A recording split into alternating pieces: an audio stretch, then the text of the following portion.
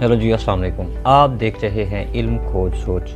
Welcome back to the class. हम Adobe Photoshop के essentials की क्लास का पार्ट नंबर 2 पढ़ रहे हैं।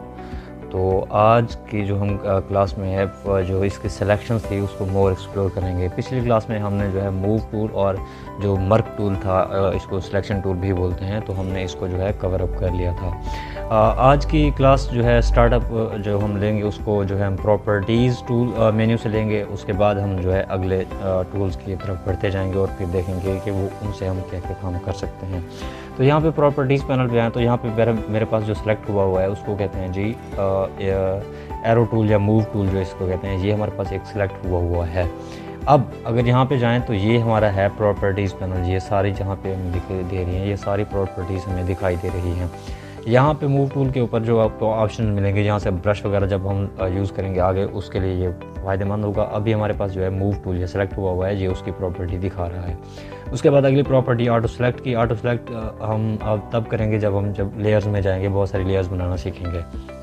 अगली है जो ग्रुप बनाना है, लेयर दिखानी है, वो आप जिस तरह से करना चाहें। शो ट्रांसफॉर्मेशन कंट्रोल्स ये हम अगली क्लासेस में देख लेंगे। तो आगे मूव ऑन करते हैं, फिर देखते हैं जी सिलेक्शंस की क्या क्या प्रॉपर्टीज़ हमारे पास आती हैं। अब अगर यहाँ से आएँ, हम ये मर्क टूल देख चुके हैं। अगली जो है अगर हम सिलेक्शन में आएँ तो इसको कहते हैं लेसो टूल। ये एल से स्टार्ट होती है। अगर हम इसके ऊपर लेफ़्ट क्लिक करके थोड़ा सा होल्ड करके रखें तो दूसरी हमारे पास आ जाती हैं, वो हम बाद में देखते हैं। लेसो टूल के ऊपर जाएं तो हम ये यहाँ से यहाँ तक जैसे हम करेंगे, ये याद रखें ये लेसो टूल जो है फ्री हैंड जो है सिलेक्शन टूल है। फ्री हैंड आप इसको कहीं भी यूज़ कर सकते हैं। किसी भी चीज़ को फ्रीली आप जो है आगे सेलेक्ट करना चाह रहे हैं तो उसके लिए ये लेस टूल यूज़ हो सकता है। इसकी शॉर्टकट की एल है। और अगर यहाँ पे अब हम इसकी प्रॉपर्टीज़ में आए तो ये जो पहले हमें जो बॉक्स शो हो रहा है ये न्यू सिलेक्शन का है। हमने जो है न्यू सिलेक्शन यहाँ से बना ली। जब हमारे पास ये वाली जो है सिलेक्शन की प्रॉपर्टी जो है यहाँ पे जो शो हो रही है, न्यू सिलेक्शन वाली, ये सिलेक्ट होगी तब तक ये जो है यहाँ पे नई सिलेक्शंस बनाता जाएगा, पुरानी को कुछ भी नहीं करेगा। ये देखें न्यू सिलेक्शन बनाता जाएगा जब भी हम बनाना चाहेंगे। ओके, अब हम ये तो हमें पता चल गया कि न्यू सिलेक्शन। अगली जो है जो प्रॉपर्टीज हो रही हैं इनका क्या फ़ायदा है। अब जो दूसरी प्रॉपर्टी है इसको कहते हैं ऐड सिलेक्शन।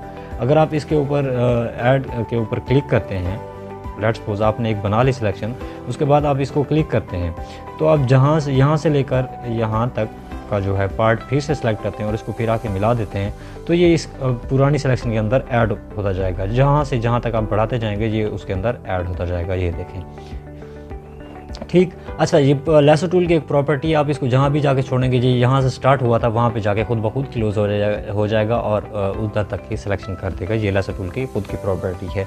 अगले जो टूल्स हैं, जो सिलेक्शन टूल्स हैं, उसके अंदर ये प्रॉपर्टी नहीं है बट यहाँ पे है। ओके, मूव ऑन करते हैं। अगली जो है हमारे पास जो प्रॉपर्टी शो हो रही है इसको कहते हैं जी सब्ट्रैक्ट फ्रॉम सिलेक्शन।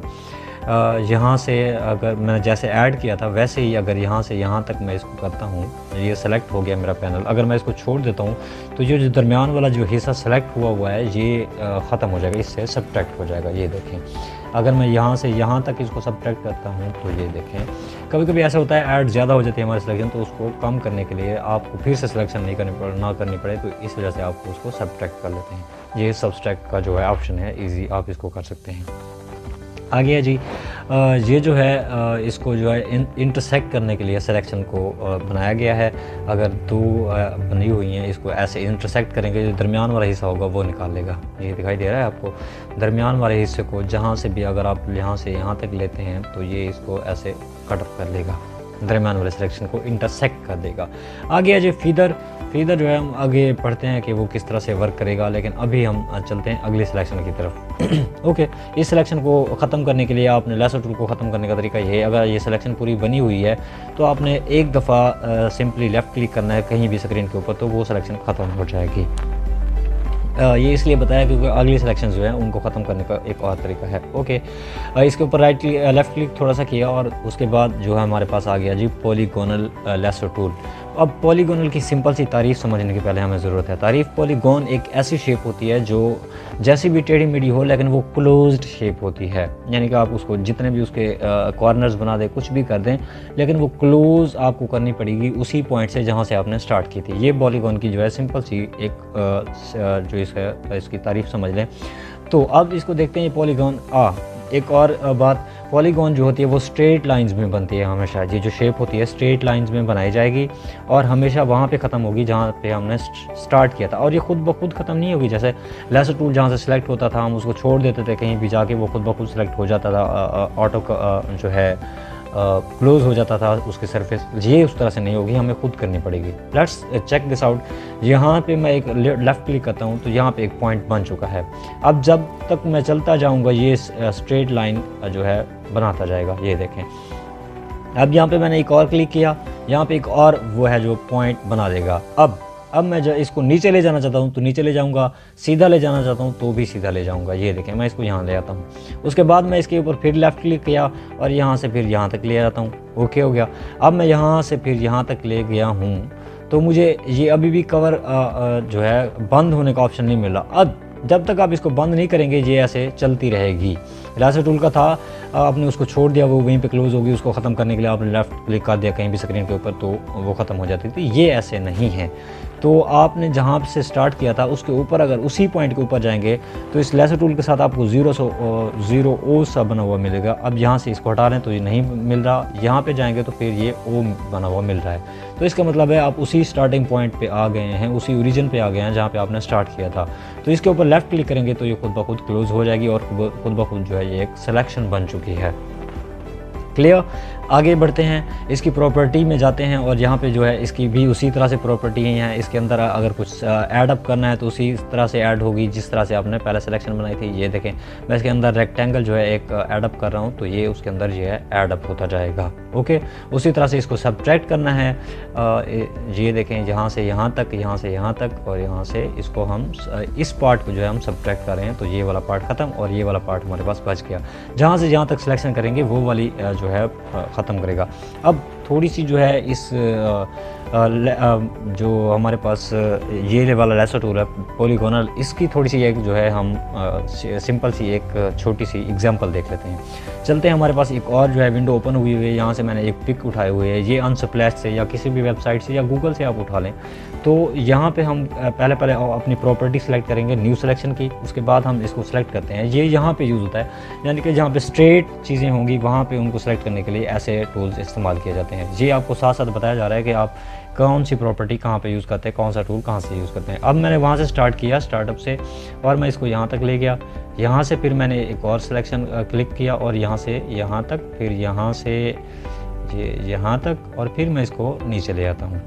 अब ये मेरा जो है सिलेक्ट होता जा रहा है। अब देखें, मैं चाहे उस ओरिजिन से बाहर निकल भी जाऊँ तो ये मेरा पीछा नहीं छोड़ रहा। तो आपने इसको उसी ओरिजिन के ऊपर जाके जब इसको मिलाएंगे तो ओ का ऑप्शन आ जाएगा ओरिजिन का, यानी कि 0 पॉइंट का। उसी के ऊपर क्लिक करेंगे तो ये हमारी एक सिलेक्शन बन चुकी है, आपको शायद दिखाई दे रही हो। अब ये जब सिलेक्शन आपको दिखाई दे रही है तो इसको एक अलहदा करने का, अब मैं चाहता हूँ कि ये वाली बिल्डिंग अलहदा हो जाए, ये वाली बिल्डिंग अलहदा हो जाए। तो उसके लिए सिंपल सा वे है, ये सिलेक्शन हमारी हुई हुई है, इसको राइट क्लिक करेंगे और लेयर वाया कॉपी करेंगे तो ये जो है ये वाली, अगर हम इसको हाइड कर देते हैं तो ये हमारे पास एक अलहदा जो है बिल्डिंग तैयार हो चुकी है। ये जो बाद में आपको लेयर्स बनाना सिखाई जाएंगी तब आप इसको क्लास नंबर 3 में हम इसको कवर करेंगे इंशाल्लाह।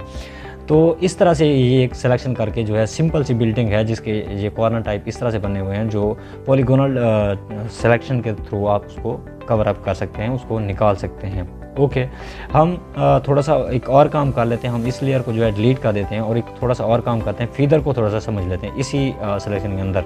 लेट्स सपोज मैंने अब इस जो है बिल्डिंग को जो है मैं इसको सेलेक्ट करता हूँ। यहाँ से यहाँ तक मैंने इसको सेलेक्ट किया, यहाँ से यहाँ तक, यहाँ से यहाँ तक और यहाँ से यहाँ तक, फिर और ये आपने अपने हिसाब से जो है इसकी सिलेक्शन कर लेनी है। 0 पॉइंट तक मैं इसकी कर दी। अब इसका फीदर बढ़ाते हैं, फीदर देखते हैं क्या करता है। 50% मैं इसका फीदर जो है ज़्यादा कर लेता हूँ पिक्सेल्स। ये देखें, अभी इसके ऊपर कोई फ़र्क नहीं पड़ा। हम इसको लेयर वाया कॉपी भी करके देख लेते हैं, शायद कोई फ़र्क पड़ा हो, लेकिन नहीं पड़ा।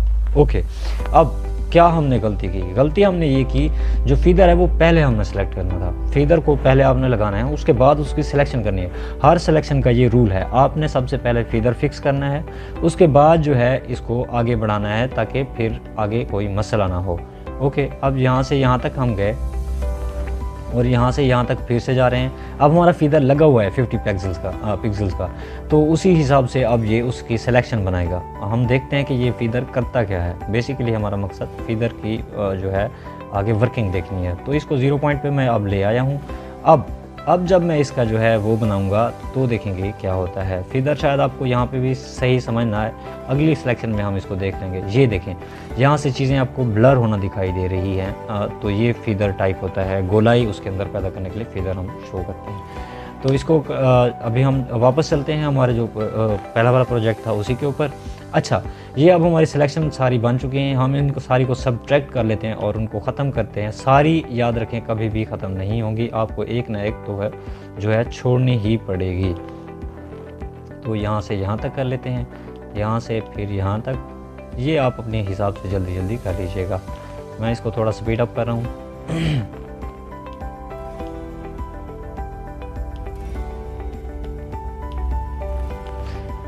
अगर आप देखें तो मैं इन सेलेक्शंस को ख़त्म करना चाह रहा हूँ, लेकिन जब आप 0 पॉइंट पे ले जाएंगे तो फिर सेलेक्शंस ये तभी ही ख़त्म होंगी। तो ये जो है हमारे पास सिलेक्शन सारी ख़त्म हो चुकी। अब देखें, ओके, मूव ऑन करते हैं। अभी भी थोड़ी सी सिलेक्शन आपको दिखाई दे रही हो तो यहाँ पे बची हुई है। ये थोड़ी सी सिलेक्शन भी आपकी वर्किंग के लिए डिस्टर्बेंस क्रिएट कर सकती है, तो इसको भी आपने पहले ख़त्म करना है ताकि आपको बाद में जो है डिस्टर्बेंस का सामना ना करना पड़े। ये जी, अब सारी मैंने आपको कहा था ख़त्म नहीं हो सकती, तो ये इस तरह से सारी आहिस्ता आहिस्ता आपको ख़त्म करनी पड़ेंगी। ओके, मूव ऑन करते हैं। अगला जो है हमारे पास जो टूल आ रहा है जी, वो है हमारे पास magnetic lasso tool. Magnetic lasso tool पढ़ने से पहले हम जो है थोड़ा सा एक और वर्क कर लेते हैं। हमने जो ये कल पिछली क्लास में जो है ये पढ़नी थी रेक्टेंगल मर्क टूल। इसके अंदर इसकी थोड़ी सी प्रॉपर्टीज़ और देख लेते हैं और फीदर का थोड़ा सा ज़्यादा वर्क देख लेते हैं। तो अब यहाँ पे मैं एलिप्टिकल मर्क टूल जो है सेलेक्ट कर रहा हूँ। शिफ्ट के साथ मैंने एक शेप बनाई, ये शेप मैंने बना ली। यहाँ से मैं इसका कलर जो है रेड कर देता हूँ। सिंपली आपने इसके ऊपर कलर के ऊपर टैप करना है और यहाँ से आके कोई भी कलर सेलेक्ट करके उसको ओके कर देना है। अब मैं इसके अंदर कलर फिल करना चाहता हूँ, तो इसको कलर फिल करने का तरीका ये है, ऑल्ट के ऊपर क्लिक करेंगे और उसके बैक स्पेस के ऊपर जो है क्लिक कर देंगे, तो ये इस तरह से इसके अंदर सिलेक्शन बन जाएंगे। अब वो पीछे वाली जो है आपको दिखाई दे रही होंगी, आई नो, लेकिन वो बाद में समझाऊँगा कि वो क्यों आई। ओके, अब ये आपको दिखाई दे रहा है। अब सबसे पहले जो है इसका फीदर देख लेते हैं कि फीदर क्या करना चाह रहा था। पहले जो है फीदर की प्रॉपर्टी देखने के लिए हम इस रेक्टेंगल टूल को बनाते हैं। फीदर हम इसका रखते हैं जी, जैसे हमने रखा था 50 पिक्सल्स, तो हम इसको फीदर इसका हमने सेट कर लिया और यहाँ से यहाँ तक मैंने एक जो है लेयर बना दी। अब देखें, ये खुद ब खुद मैंने हालांकि यहाँ पे जो है स्क्वायर टाइप किया हुआ है। अगर मैं इसको 0 कर देता हूँ तो आपको शायद ज़्यादा समझ आ जाए। ये देखें, उसकी जो है वो कॉर्नर्स आ रहे हैं, लेकिन अगर मैं इसको 50 का देता हूँ तो इसके कॉर्नर्स ख़त्म होना शुरू हो जाएंगे। दिखाई दिए आपको? तो इस वजह से ये जो है हम कॉर्नर्स को ख़त्म करने के लिए, उनको स्मूथ बनाने के लिए यूज़ करते हैं। अगर हमारे पास एक और ऑप्शन आ रहा था जो हम नहीं पढ़ पा रहे थे, वो इस सिलेक्शन के अंदर हम पढ़ेंगे। हम इसको Ctrl-Alt-Z कर लेते हैं ताकि सारी चीज़ें ख़त्म हो जाएँ।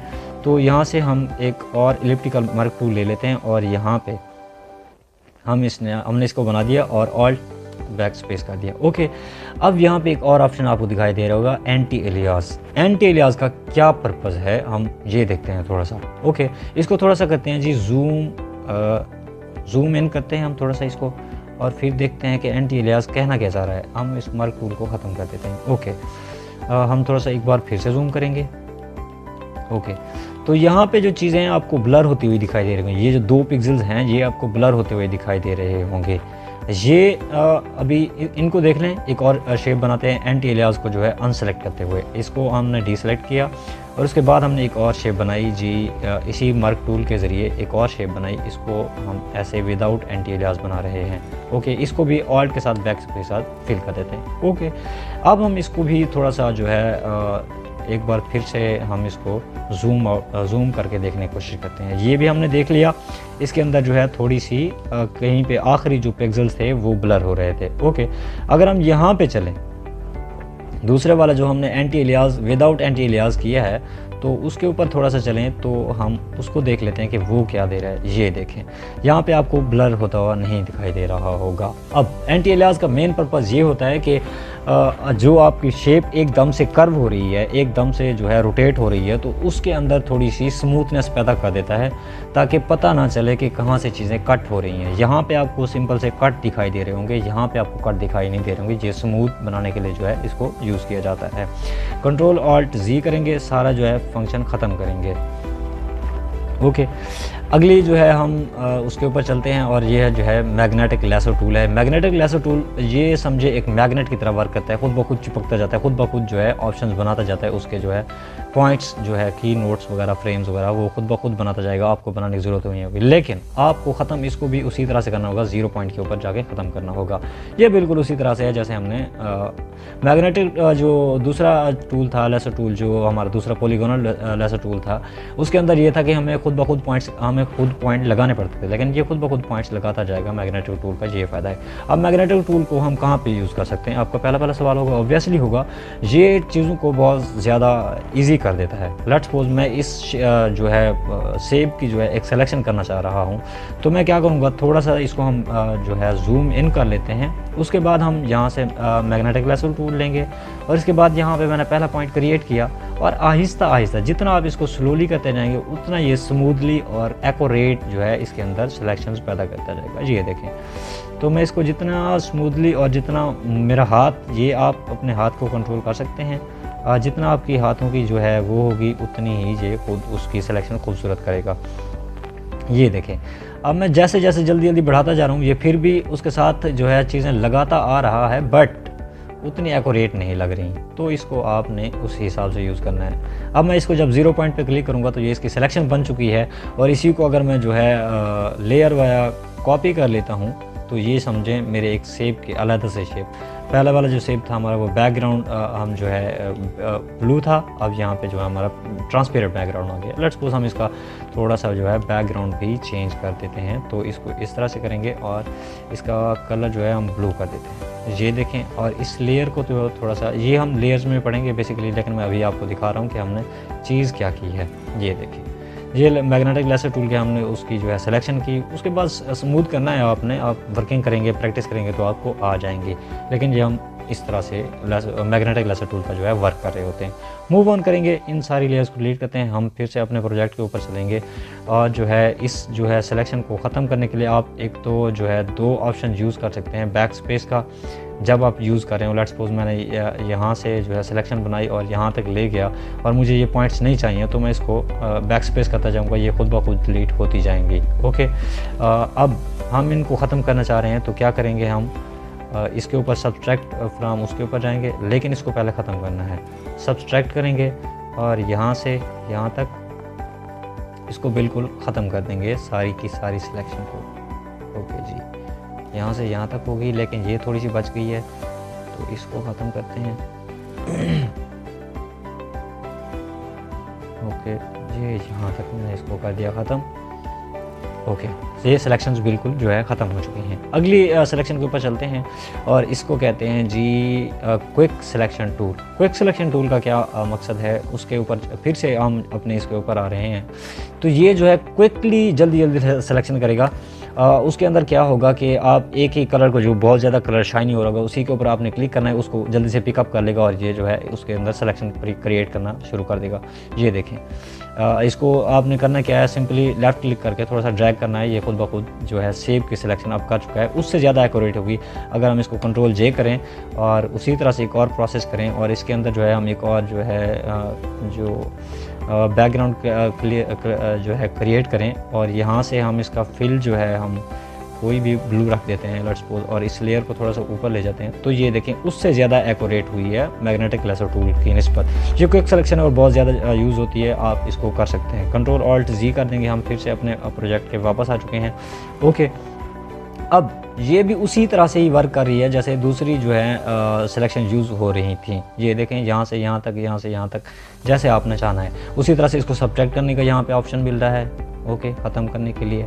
तो ये इन जगहों को ये उसने ख़त्म कर दिया। अब मुझे यहाँ से यहाँ तक नहीं चाहिए तो मैं इस जगह को ख़त्म करूँगा, ऐसे फिल करूँगा तो ये खुद ब खुद ख़त्म होना शुरू हो जाए। ये फिर उसी तरह से न्यू सिलेक्शन का ऑप्शन है, उसको ड्रैग करके ड्रॉप कराना है कहीं पे, ये वहाँ पे ऑप्शन आपको मिल जाता है। उसके बाद इसका थोड़ा सा फीदर साइज़ होता है, ये साइज़ आप जितना बढ़ाते जाएंगे ये उतना जल्दी और बड़ा वो करता जाएगा। ये देखें। तो ये जब हम फ़ोटो रीटचिंग करना सीखेंगे तब उसके ऊपर स्पेसिंग कितनी रखनी है, उसकी हार्डनेस कितनी रखनी है, ये सब तब हम यूज़ करेंगे। ओके, अभी आपका मकसद सिर्फ ये था कि आपको ये चीज़ें समझा दी जाएं। ओके, हम इसको कर लेते हैं जी सब्ट्रैक्ट, सारी की सारी सिलेक्शन को ख़त्म, और फिर से हम अपने वापस प्रोजेक्ट के ऊपर जाने की कोशिश करते हैं। तो मैं इसको जल्दी जल्दी से कर देता हूँ, आप अपने हिसाब से कर लीजिएगा। आप ये भी है कि अगर ये सारा आपको सिंपल सा एक बहुत अच्छा ट्रिक बता रहा हूँ, अगर ये सारी हो गई, आप फिर से दोबारा से जो है ख़त्म नहीं करना चाह रहे, सारे प्रोसेस को फिर से दोहराना नहीं चाह रहे, सब्सट्रैक्ट नहीं करना चाह रहे, आपके लिए जो है अजाब टाइप हो रहा है, तो क्या करना है, अपने फाइल में जाना है। और यहाँ पर हमने रिवर्ट टाइप पढ़ा था, रिवर्ट टाइप भी तभी यूज़ होगा जब हम लेयर्स के ऊपर वर्क कर रहे होंगे। तो अभी हम इसको ऐसे ख़त्म कर लेते हैं, फिर मैं आपको रिवर्ट टाइप की बात में बता दूंगा कि रिवर्ट क्या होता है। तो हम ये साथ साथ मेन्यूज़ को भी यूज़ करना सीखते रहेंगे। उसके बाद है जी magic wand tool. Magic wand tool किस तरह से यूज़ करता है, ये भी उसी के टाइप का ही यूज़ होता है जिस तरह से हमने जो दूसरी सिलेक्शन बनाई थी। तो इसके अंदर ये भी एक कलर को पिकअप करेगा, लेकिन जिसकी हाई रेशो होगी। लेट्स सपोज मैंने ये रेड कलर किया और यहाँ से यहाँ तक मैंने क्लिक किया, तो ये उसी चीज़ को ही सिलेक्ट करेगा जिसकी हाई रेजोल्यूशन होगी।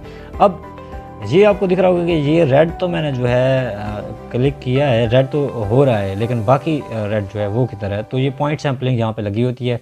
बाय एवरेज अगर आपने ज़्यादा करनी है तो जितना बाय एवरेज करते जाएंगे ये उतना ज़्यादा सिलेक्शन इसकी बढ़ाता जाएगा। लेट्स सपोज जो है जी मैं इसकी बाय एवरेज 101 कर देता हूँ और मैं इसके ऊपर क्लिक करता हूँ, तो ये देखें, तो एवरेज के हिसाब से ये आपने इसकी कलर सैम्पल साइज़ रखना है, और टॉलरेंस आप इसकी कितना रखना चाह रहे हैं, 50 रखना चाह रहे हैं या कम रखना चाह रहे हैं, तो ये उसी हिसाब से उसको सेलेक्ट करेगा। ओके, आई थिंक सो ये भी आपको समझ आ गई। उसी तरह से फिर इसकी ऐड टू सिलेक्शन है और इसको सब्सट्रैक्ट फ्रॉम सिलेक्शन करना है, तो ये आप अपने हिसाब से करेंगे। ओके, मूव ऑन टू हमारी पिछली क्लास के ऊपर जो है वापस चलते हैं। हमारे पिछले प्रोजेक्ट के ऊपर आ चुके हैं। अगली जो है हमारी क्लासेस होंगी जी क्रॉप मेन्यू किस तरह से और आई ड्रॉपर क्या है, ये हम अगली क्लास में इसको जो है क्लियर करेंगे। उम्मीद है आपको जो ये सिलेक्शंस समझ आ चुकी होंगी, और अगर आपको ये क्लासेस समझ आ रही हैं तो अपने दोस्तों के साथ शेयर कर दीजिए। Thank you so much.